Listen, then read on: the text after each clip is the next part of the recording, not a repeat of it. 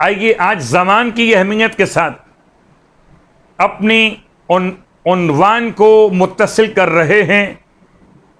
ایک ایسی دعا کے ساتھ کہ جس کا تعلق جمعۃ المبارک کے دن سے، ایسا مبارک دن جس میں دعائیں قبول ہوتی ہیں، ایسا مبارک دن جس سے معصومین نے عید الفطر اور عید الاضحیٰ سے زیادہ افضل قرار دیا، ایسا مبارک دن کہ جس دن میں امام زمان علیہ السلام کا ظہور متوقع، ایسا مبارک دن کہ جس دن میں قیامت کے منعقد ہونے کی خبر، ایسا مبارک دن کہ جس دن کے لیے جناب سیدہ فاطمۃ الزہرا سلام اللہ علیہا نے قبولیت دعا کی گھڑی بیان کی۔ کیا مطلب؟ پھر یاد دلا دیں آپ کی خدمت میں،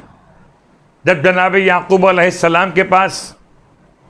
جناب یوسف علیہ السلام کے بھائیوں نے آ کر آپ سے التماس کی کہ آپ ہمارے حق میں خدا سے مغفرت طلب کریں، جناب یعقوب علیہ السلام نے اپنے بیٹوں سے ارشاد فرمایا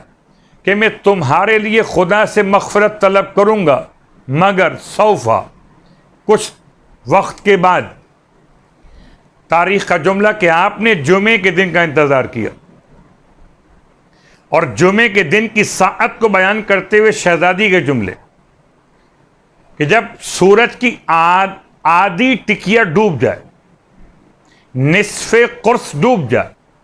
اور نصف قرص باقی ہو، ابھی اردو میں کہہ لیجئے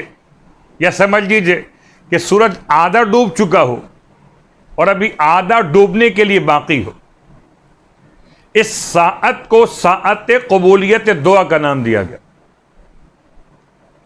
اور شہزادی کونین سلام اللہ علیہا اتنا اہتمام فرماتی کہ اس خاص وقت کی تاکید کے لیے فرماتی تھی جا کر ملاحظہ کرو چھت پر سے کہ نصف شمس باقی ہو، نصف ڈوب چکا ہو، تاکہ دعا کی خاص گھڑیاں نصیب ہو سکیں۔ اب ایسی دعا کا سلسلہ کہ بہت تلاش کیا کہ آخر علماء کرام نے معتبر کتابوں میں اس آخری ساعت روز جمعہ، پھر میں یاد دلاؤں آپ کی خدمت میں اس پلیٹ فارم کے ذریعے سے کہ جہاں پر دیگر دروس بھی آپ سماعت فرما رہے، کہ امام زمانہ علیہ السلام کی ساعت ہے آخری ساعت، سورج کے ڈوبنے سے پہلے کی وقت کو ساعت امام زمان کہتے، تو جمعے کا دن امام زمان کا دن،